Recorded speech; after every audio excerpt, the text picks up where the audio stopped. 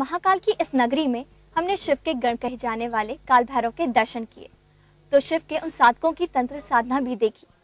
कहते हैं कि जिनके तप से मुर्दा भी बोल पड़ता है। महाकाल की ये नगरी उन तांत्रिकों और अघोरियों का भी डेरा है जो शिव की इस नगरी के शमशान में पूरी रात शिव साधना करते हैं, और इसके लिए हमने रात होने का इंतजार किया।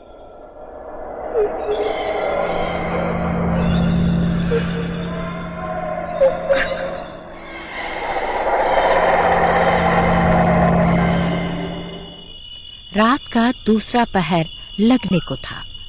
गहराती रात में अब उनकी साधना शुरू होने का वक्त है, जो दिन के शोर में अपने शिव का साक्षात नहीं कर पाते। हम उन्हीं साधकों से साक्षात्कार करने की मंशा लिए निकल पड़े थे।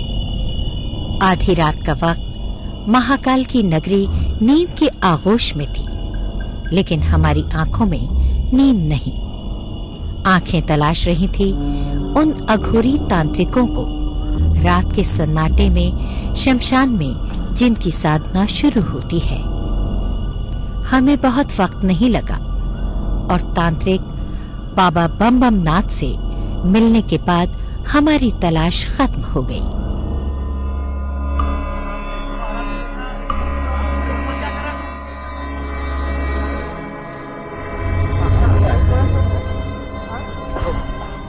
जय महाकाल बाबा जी, काफी वक्त से हम आपका इंतजार कर रहे थे, कुछ बात करना चाहते हैं आपसे। ठीक है, बात करनी तो मेरा जल्दी से आ जाओ। चलिए आइए। परिवार और शहर की जिंदगी को छोड़कर इतने वक्त से आप अलग हैं, तो ये एक नया जीवन, इसको बिताना कितना अलग है। मेरा जीवन तो 10 साल की उम्र से साधु बना हुआ है। मेरी माँ मुझे भिक्षा दे रखी है। क्या मेरी माँ इतनी नसीब वाली है जो मुझे साधु बना दिया। सनातन धर्म को चलाने के लिए साधु ही पैदा होता है।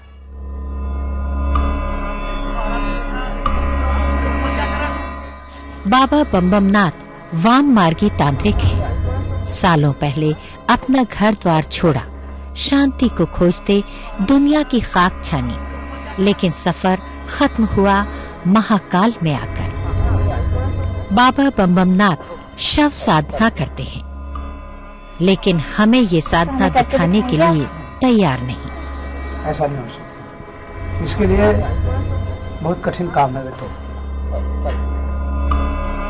उन्हें तैयार करने में हमें वक्त लगा। मैं सारे संसार के लिए कर रहा हूँ, तुम्हारे लिए नहीं कर सकता। लेकिन उसके बाद जो कुछ हमने देखा वो रोंगटे खड़े कर देने वाला था।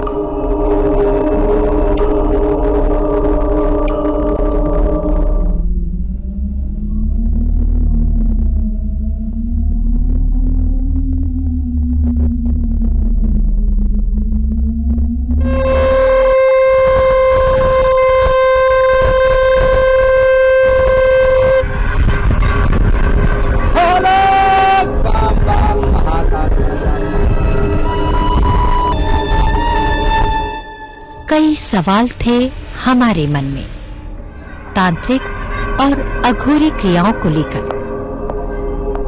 क्यों शमशान में होती है साधना?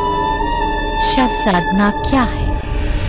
ये साधना आत्म शांति के लिए है, शक्ति के लिए है, या किसी मनोकामना की पूर्ति के लिए? कुछ सवालों के जवाब हमें मिले भी। साधना दो प्रकार की होती है, एक चिता साधना, एक शव साधना। शव साधना का मतलब होता है कच्चा शमशान, जहाँ बच्चे दफनाए जाते हों, वह शव साधना होती है। चिता साधना होती है जहाँ चिता जलती है।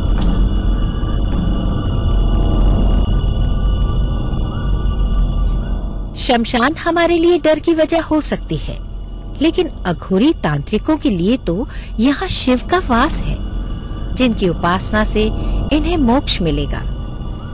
यहाँ आकर हमने जाना ऐसे भी लोग हैं बिल्कुल अलग, जिनकी दुनिया है इच्छा, कामना, ईर्ष्या, द्वेष सबसे दूर। ये वो दुनिया है जो अपने में रमी है।